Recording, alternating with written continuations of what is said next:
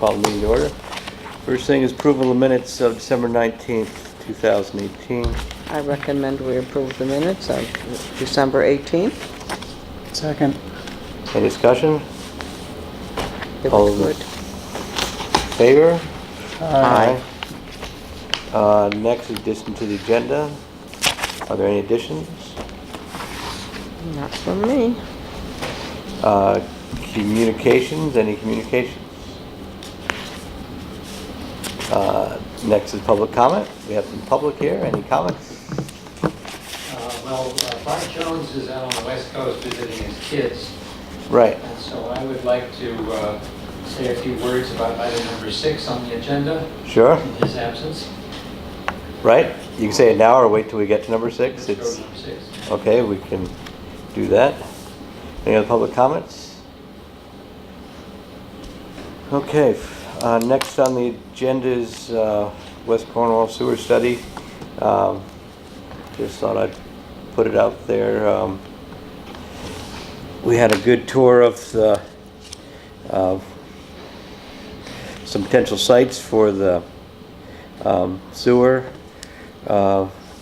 project in West Cornwall last Wednesday. The intrepid committee braved the rain, and we looked at a few things with the spots with the engineer. I believe Ian Ingersoll may offer up another site to look at, so we now have 5 or 6 sites for the engineer to look at and evaluate. And I think there's a meeting coming up next Tuesday, I believe, for the study group.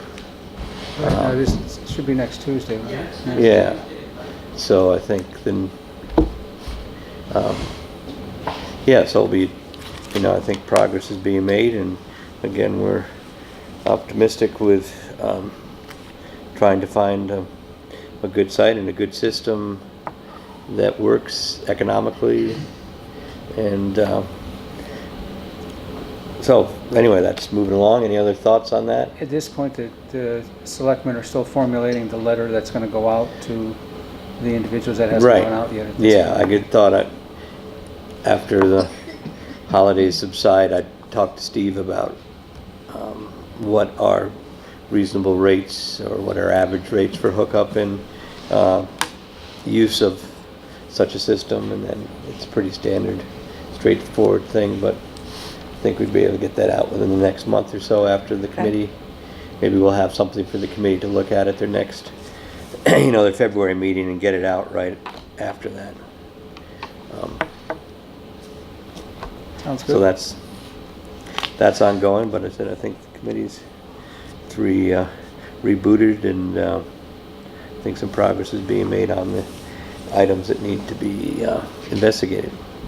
When you said Ian had proposed it, Yeah, this is sort of like a new little thing, but I think he'll talk about it at the next meeting, but he's proposing now to use the site of the toll house or his shop right next to the bridge as a potential site, which again, that's up to him to propose. I just thought he told me, and I'd put it out there that again, we have a toll house, a wish house, a pink house, another house up the hill, so there's 4 or 5 potential sites in the village now that are in play, and it's up to the engineer to sort of evaluate which is the best ones of those. So again, that's another, I think it's a positive thing that we have more options than less at this point.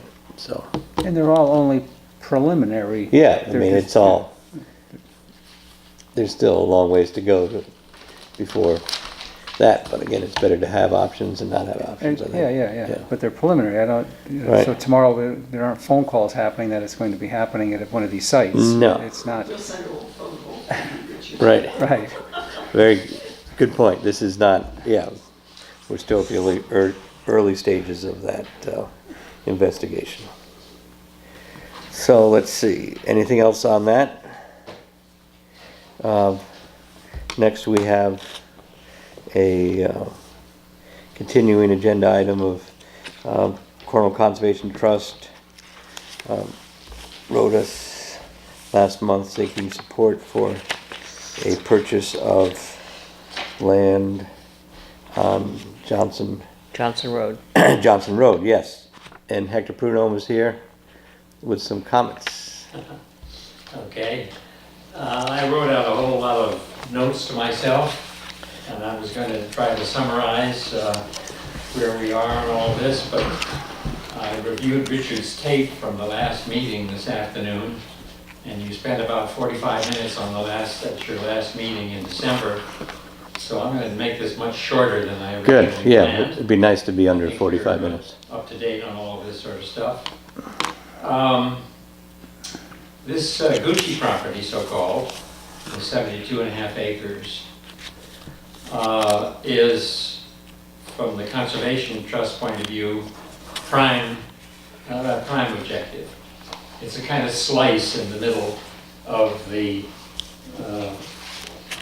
very long wildlife corridor and forest corridor that you saw on the maps from the last time. I brought an extra couple if you don't have them. If you look at this map, the state forest starts down here at the Warren boundary. It goes all the way up the eastern side of Cornwall, comes into the New East property and the Knott's property, and with a little hiccup or two, it gets into the Evans property and the Chubb easement, and then up into the other properties up in here, Hofer land, and two big easements, one agricultural, or both agricultural really, at the northern end of town. It makes an almost continuous corridor for the whole eastern side of the town. So from a conservation point of view, that's a little slice that we would like to fill in and make it complete.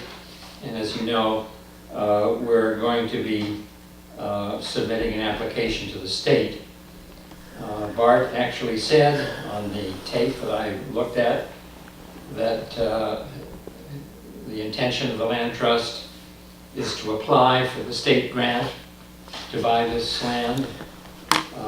The application must be in by February 7. We're going to do it regardless of how many support letters we get. Now, I brought also with me a couple of other maps. I'm not sure how much of this you've seen before. I think Gordon, you may have seen these, but I'm not sure everybody else has seen them. I haven't seen anything laminated. I just have These are two maps produced by the Natural Resources Subcommittee of the Town Plan Revision Operation. Okay? The first one here, with all this marking on it, is much too complicated to read, at this scale anyway. But what it does is to list all of the reasons why places are off the table, so to speak, from the point of view of development. And having taken, there's a whole long list here of all the things that they've been covering.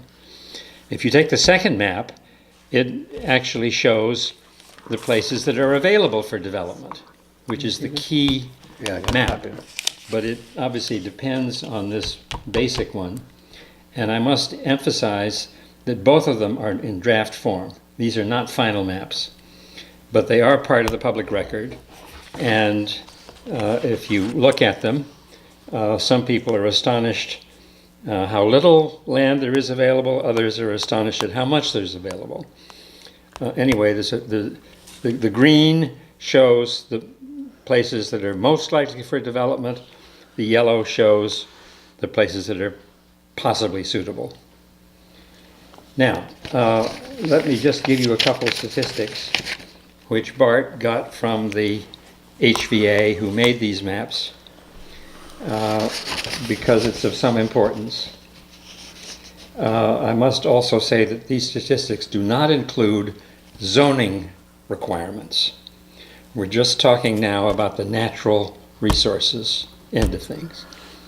So if you apply the 1, 3, 5 acre zoning on top of this, you may get something slightly different. But from a natural resources point of view, this is all these green and yellow parts could be developed. So the statistics are, there are 5,760 acres or 9 square miles suitable for residential building, which is the green. There's an additional 2,861 acres, or 4.4 square miles, possibly suited for development, the yellow part. So that makes a total of 13.4 square miles. 5,700, and what was the other figure? 2,000, Oh, the first figure? yeah, 5,767, yeah. 2861, and then the total is 13.4 square miles, which is very close to 30% of the 46.4 square miles in Cornwall. So this map is showing that it's like 29% of the entire land mass in Cornwall is available for development in one way or another. And the Land Trust takes the position, of course, that that's enough for housing, for other kinds of development, business development, whatever, and also for additional conservation. Okay, so that's my main message. But I did also want to talk a little bit about the land swap that Bart mentioned the last time.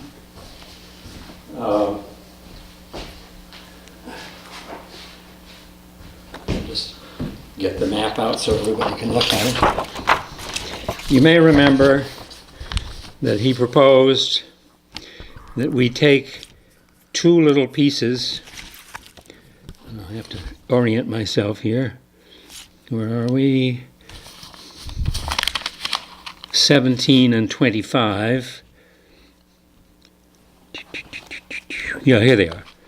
There are two little pieces of land in here that the Land Trust owns. One we bought from the Kling family, and the other was the result of a set-aside under the subdivision regulations when the developer put the 3 houses on Todd Hill Road. He had to set aside, I think it's 10%, or I can't remember exactly, but I think it was 10% had to be put aside for conservation. And the recipient of that was the Land Trust. So willy-nilly we got 7.6 or 7 acres there, plus the Kling piece is 9 acres. Okay, now this is surrounded by roads on 2 sides. Of course, the electric facility is down here on Route 4. Okay, right there, yeah. And the electric land comes up a bit here. Mm-hmm. It's also surrounded by existing housing. Mm-hmm. There's plenty of access.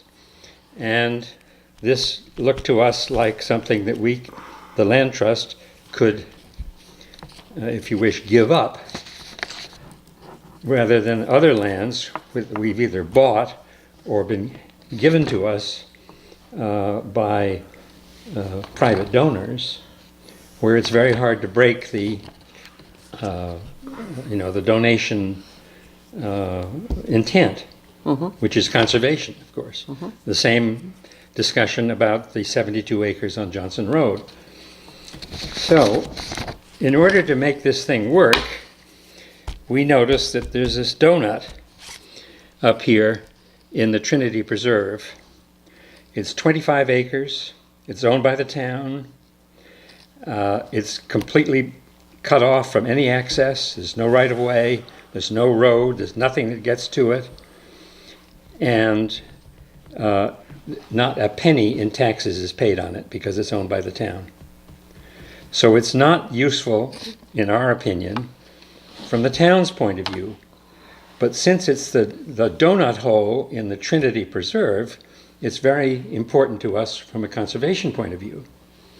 And we would like to swap all or part of this donut for the 2 little pieces over here where there could be some affordable housing without too much trouble. Now, the great advantage of this is that nobody pays anything for the land, okay? 0. We swap the land. We give up land, you give up land, the town gives up land, everybody's happy. If you look on the Housing Corporation site, you find that normally for one of their parcel program houses, the Housing Corporation invests roughly $20,000 just for site preparation, not including septic. And of course, if they were going to try to buy the Johnson Road piece, even the 5 acres, because it's 5 acre zoning, I don't know what that would cost. But that's the only real part of the 72 acres that's buildable. The rest of it, as you know, is mountain. I don't personally think it's a very good site because you'd have to have a culvert and you have to work on the driveway because it goes uphill. And you just know that since it's at the bottom of a mountain, in the spring or in a very heavy rain, the water is going to come down all that ledge, and whoever builds there is going to have a hell of a wet cellar, in my opinion.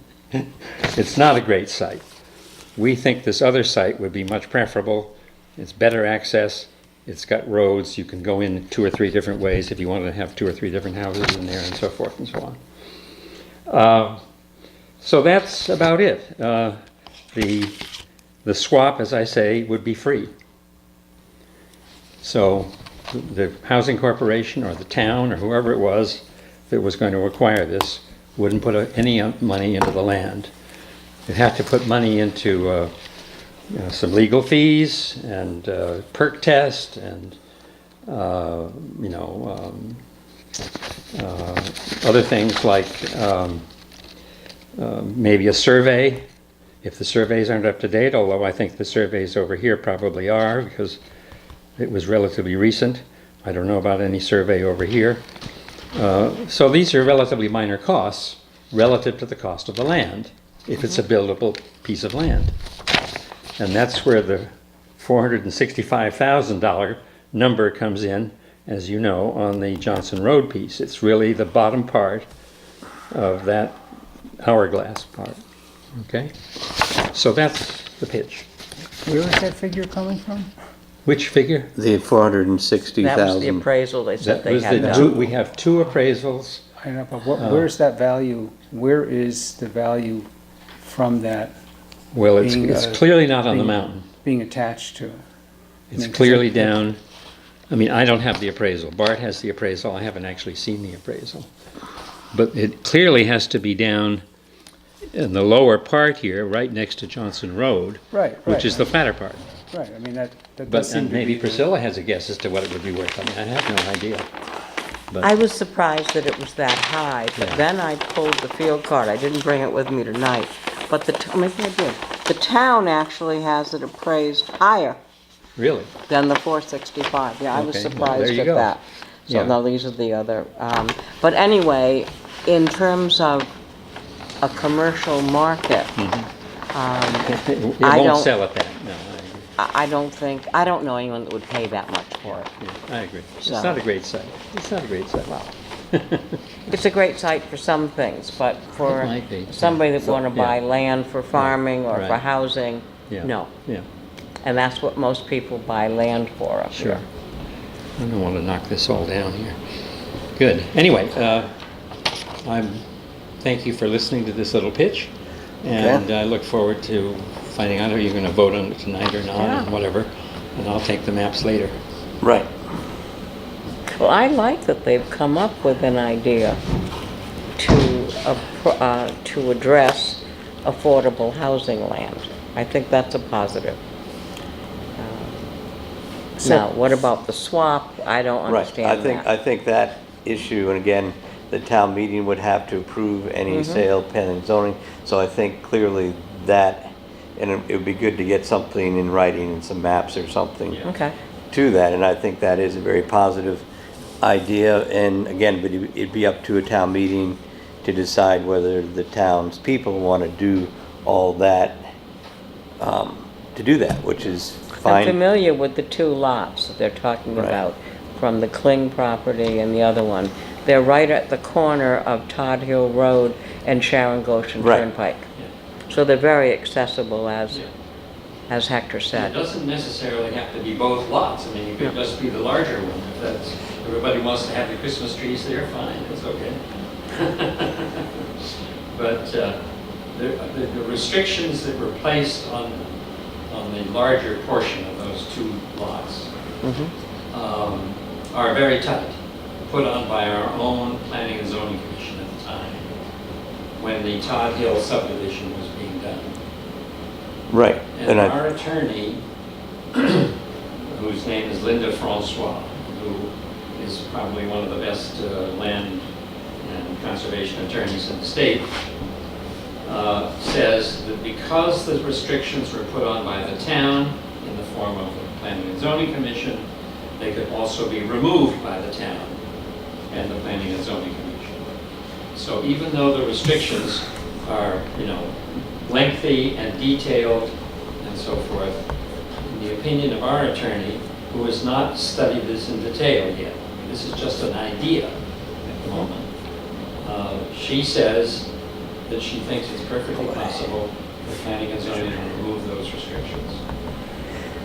And then, there might have to be a special permit of some sort to allow either multifamily housing or the housing corporation's parcel program or whatever's going to be in there.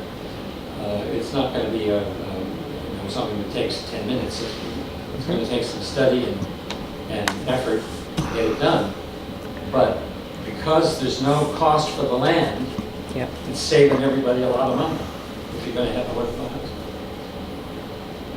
So I think that'll be an interesting thing to pursue.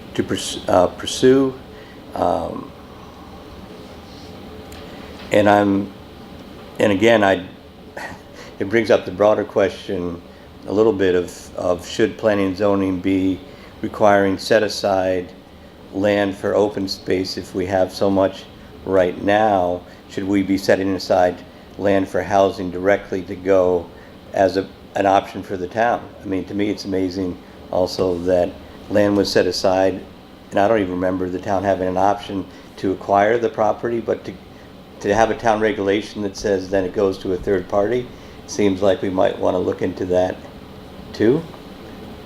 I mean, as a idea, I think we probably somebody should look at that if we're looking at the whole town plan. Should we be setting aside land for housing and subdivision as an addition to open space? Just as an aside, but I think let's just move past that and we'll work. And thanks again for bringing that to us. Well, of course, under the zoning requirement, you can also pay a fee.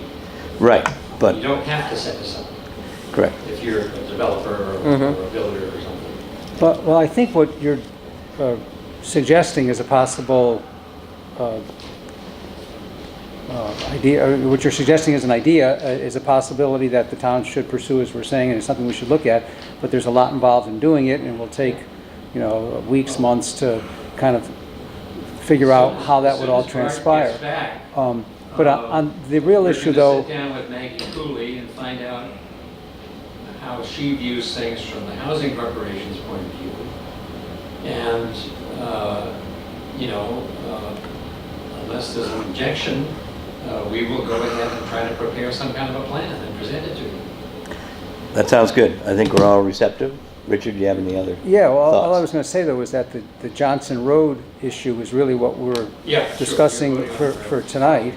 And the issue at the Johnson Road parcel is whether it would be possibly suited for some kind of affordable housing or whether it would just be suitable for some kind of development, period, by anybody for anything. And those are sort of it's sort of the same thing, but it's two different things. And that really is part of the question. Well, I think our assumption is that if anything were going to be done with Johnson Road, you wouldn't want to buy the whole mountain. Or somebody who's going to develop it would buy the lower part. 5 or 10 acres. 10 acres, right, whatever. Right, no, I would agree totally with that. And then You're paying a lot of money for rock. Well, actually, I don't think it's a bad piece of ground for housing. I mean, I've walked up there, Yeah. up to the top, and there's a road going up through there. Yeah. And I think it's very, compared to some of the land I've looked at for housing, it's good. I mean, it's not even wetlands, which is rare in Cornwall. And I think if you look at the map here, it actually does show yellow and green in the land. And what I was also surprised having to see the land too is, if you look at this map, the last month we talked about the Fletcher piece, 100 acres, that also is in the pipeline, or you've gotten a grant or you're under contract. There's also a substantial amount of that on the bottom that is also shown as having housing potential, as well as the Matlin piece, which I think is in the pipeline, and you've got a grant for that, has housing potential on all three pieces.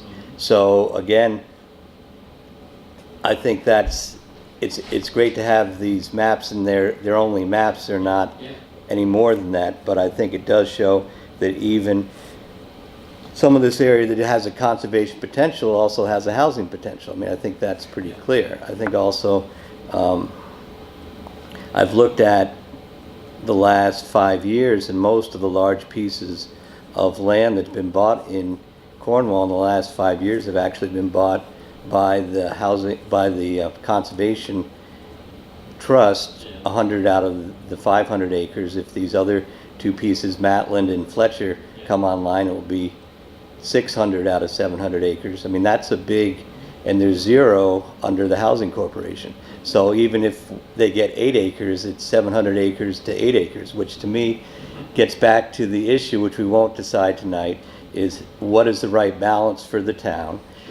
And I think we're out of balance at this point. I mean, 700, I mean, and maybe I'm wrong a little bit, but I'm not wrong in the big picture, that very little, and again, I'm interested in market rate housing in addition to affordable housing. I mean, there's an important part of our local economy and our tax base that relies on having construction in the town. And if we preserve a lot of the land that's for sale and a lot of the land that could be built on, I think we've had, as I said before, a very good track record working with the trust on River Road, hundreds of acres preserved, and I'm just not inclined at this point to keep on going the way we're going, seeing that this particular piece has site limitations up at the top anyway. And my own personal feeling is that even if there was a house or two, market rate or non-market rate, at the bottom, there'd still be tons of wildlife running around Johnson Road. And that's sort of, I think, where I'm at. I'd like to see sort of mixed use proposals more than just straight preservation forever on things, unless there's something, spectacular about the piece. Well, in fact, if I understand it correctly, the zoning regulations do not allow mixed uses. You got to split it in two at least. Well, I think you can. I mean, I think you can have a piece of property with part of it restricted and part of it not restricted. You don't have to have, if you have 100 acres, you don't have to have a perpetual easement on all of it. No. So I think you can have things. You have to cut it in. Well, no, you don't even have to have it. To agree. Yeah, I mean, I think that's part of it, but I think if some of the owners realize that's also a town priority, that might get more cooperation in this matter. But that's just my own personal opinion, having looked at these maps and walked it and sort of tried to sense what's going on in town at this particular point in time. Well, as you know, Bart has tried to talk to the owners about all this. And I have not. I was not part of the conversation. According to what Bart said at the last selectmen's meeting, first, they don't want to split it up, and secondly, they want it to be in conservation. Now, if it's really important, I think that somehow you folks should ask the owners. I mean, we've asked them already, they said no. Somebody's got to ask them. Housing Corporation, I don't know who's going to ask them, but They've, according to Bart, they've said no, bang. Yes, that's exactly what he reported. And if that's their attitude, then it's a non-starter. You know, it's not going to go anywhere. I think the other thing I see from this map too, I know there's a lot of interest, you know, in the pipeline of what happens with the Fletcher property, which is changing at the present time, and a lot of this land that is owned by Buddy Fletcher or LLCs or whatever is shown as potential housing sites. I mean, he owns hundreds of acres. A lot of that has housing things on it. Obviously, it's very remote and would be very difficult to develop. And I'm not suggesting that that's the best use for all that property. But again, if there's state funding, there's federal funding, there's local funding for permanent protection, I don't even think the town has begun to even have that discussion as far as where's the balance, where's the mixed use. Whereas Johnson Road, there's a road right there. You're not destroying, you're not in the middle, I mean, you're right on a town road that's been there since the town started. So it's not like we're saying sell the state forest. And there has been significant land transfers in that area as well as all over town in the last 5-20 years, which have been in a lot of ways beneficial. But the question is, what are we doing right here, right now? Well, actually, as I understand it, and again, Bart is the more expert on this than I am, Buddy actually used to own 1,100 acres, including the castle. Now, 1,000 of those acres, including the castle, currently belongs to the J.P. Morgan Chase Bank. Buddy is out. He's gone for those 1,000 acres. There's another 100 acres, which is down here on Route 4, that we are hoping to buy from him, because those are the few acres that he actually owned. There was no mortgage on those 104 acres. These maps don't show it very well, but if you look in the town plan, the current town plan, a lot of that stuff is wetland. Yes. It doesn't look so wet, but it is wet, according to the town plan. And the back part, of course, is exceedingly steep and rocky. So these new draft maps aren't showing that very well. And I don't understand what the difference is, but there must have been a different database or something like that the HVA used. In any case, for the moment, we're trying to focus on the 104 acres down here on Route 4, which has a bridge across Furnace Brook. The bridge is not in great shape. In previous conversations with Maggie Cooley, she has made it pretty clear that the Housing Corporation is prepared to help with site preparation, including some driveway work. But what they don't want to do is repair bridges and have a long driveway, because they ain't got the money. So that site is a whole other story. But anyway, we've applied for that and we've now got the money. Well, So that's sort of a done deal. Well, At this point. it's not done because we have $400,000 from the state, and we are about to apply for some more, another couple $100,000 at least, from the feds. And all this takes time. It might be a year from now before anything is resolved. But again, it's a shame that, again, things are so out of balance, and I've gone to the state and said, 10 years ago I asked them, I said, you own 6,000 acres, can we have 10? They said, no, can't have any, and it's done forever. And again, there's federal, state, local money to keep this going, but there's no money for housing, which So is... there's three issues. Which again, It's not the Conservation Trust problem. I know it's not the problem, but our problem is we have to look at the big picture, and we're supposed to be talking about conservation and development, and all we're talking about in the last 10 years is conservation. And it's not that's just where we're development at. of affordable housing, as far as I'm concerned, while that may be the most important aspect of housing, it's also market rate housing. Yes. And keeping parcels or pieces available at market rate potential. Right. It's I mean, affordable housing is probably more critically, there is a more critical need for it.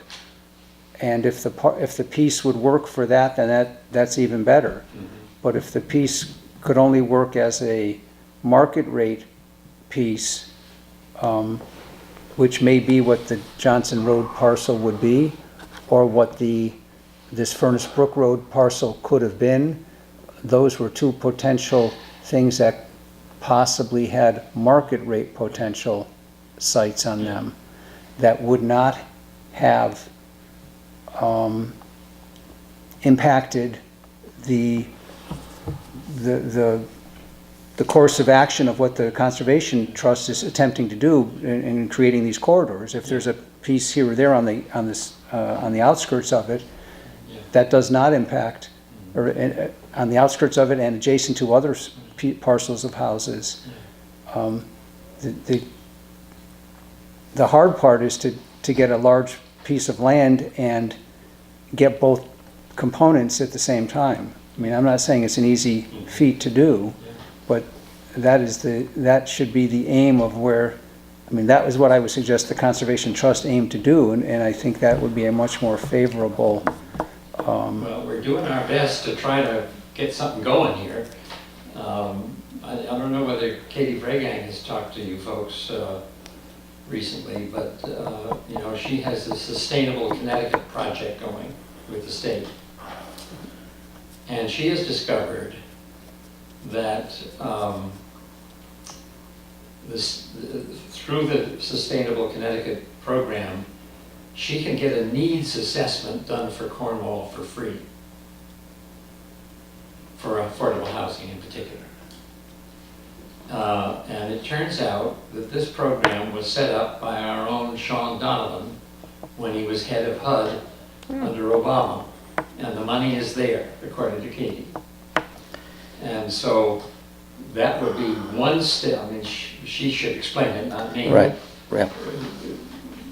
You know, that would be a first step, is to figure out, really get a professional view of the needs, and then come up with a plan, and then there's going to have to be some money. And the way the state and the feds are these days, the money is going to be hard to find, I think, from them. Right. Okay, well, For building, I mean, for we are, building and land acquisition. Yeah. we're moving towards our That's enough on 45 that minutes subject, thing. So does anybody have any other further thoughts? We can wait till next meeting to hear from Bart.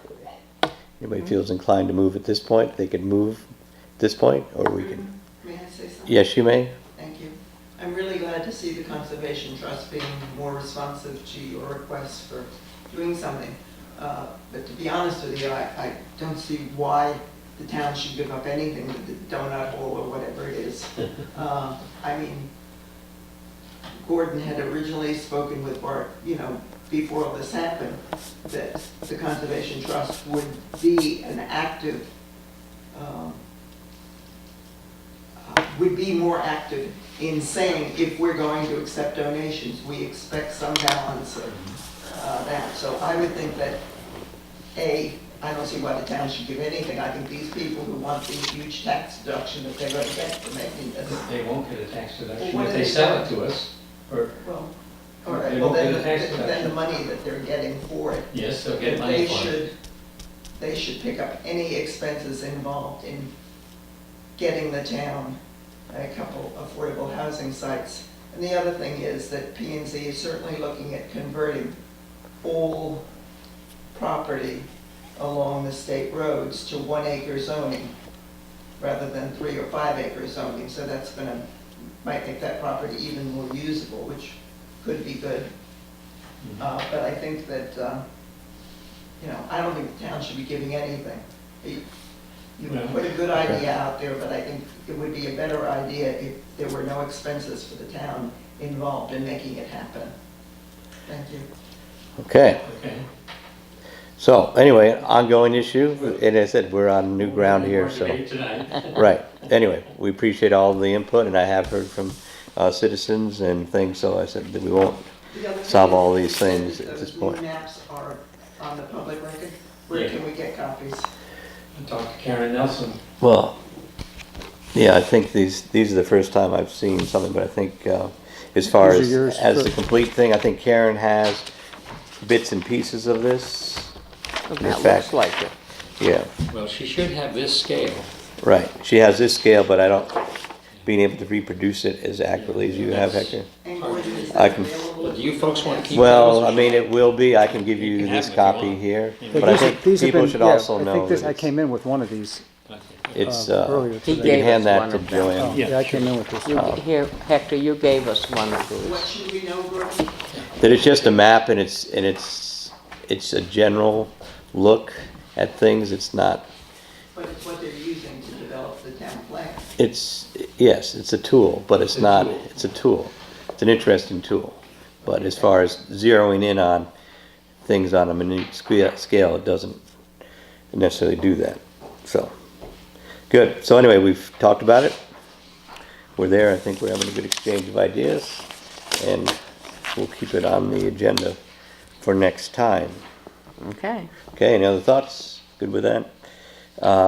We've got, next meeting is, like to set a special meeting for the 22nd, as I'll be away for the next regular meeting.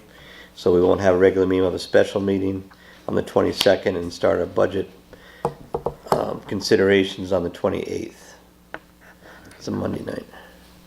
And we were talking about the Monday night will either be, Monday night is standard 7:30. Yeah, Okay. is that, Yeah, and yeah, then yeah. probably have Jim Bannicky and start some of that What's stuff. that? 22nd's a Tuesday, right? I think the 22nd is a Tuesday. The but let 22nd's a me check. Tuesday, but then the following one, the 28th. Right, but the 22nd will be a regular meeting. Right. Yeah. And then the 28th will be the, 28th is a Is Monday. Is that the regular? That is a regular, that is regular. Because you had, Okay. you'd known about this at the time when you set this Right. annual schedule. All right, so we'll have a special meeting, talk about getting to the budget stuff if we don't finish. If we need it, I'm sure we will. We might have Jim come in and talk highway and other projects. so what On you're the saying, Joyce, is that the 22nd is a regular meeting. And the 28th. The will be- 28th Got it. is 28th is the budget meeting. Special budget meeting, okay. And that's a Monday. Right. Yep. Right, okay, very good. All right, so next thing is public comments. Any more public comments? I did have one thing I just wanted to mention. Yes. before. As a new resident and homeowner in the town, and my perception in reading the newsletter and the little bit that I talk to people is that a lot of the town's focus is on development and about maintaining the town, some status quo between, maintaining open land and new people moving here. I would like to offer my time and services to assist whatever I could do to the town to assist. In the last year, it's been incredibly difficult for me to move here with my partner. As an example to that, in the last year, there's been multiple explosions, at least adjacent to my property, that have broken the glass on my house and on my lights. I've had the state police to my house multiple times. It's not terribly friendly. Now there is a gentleman, I guess, is one of the two permittees that's been issued a building permit. And he and my neighbor now are almost at war. So in my quest to try to help or improve things, I thought I would start coming to board meetings and see if I could do anything to assist. Because I think it's a really nice place to live and move to, and that's why I retired and came here. But other than Gordon and I think Jimmy at the transportation center is about the only people that have been pretty friendly. It's a pretty closed environment if you haven't been born and raised here. I can't get anybody to talk to me, can't get anybody, anything. Where's your house? I'm sorry, Where do you live? I live up on Green Hill Road, On Cream Hill, okay. What's your name? William Spencer. I Well, my name's Richard. I guess So- Nice to meet you. scariest thing is the explosions that have gone off in the last year that actually shaped Green Hill. When I went, and, as an example, when I went and talked to the neighbors and no one acknowledged it, when I called Gordon's office, the only person acknowledged was Joyce. And she said she heard it, I guess, at her house, and I guess she lives on the other side of Green Hill, down that way. That's how much it shakes the whole hill.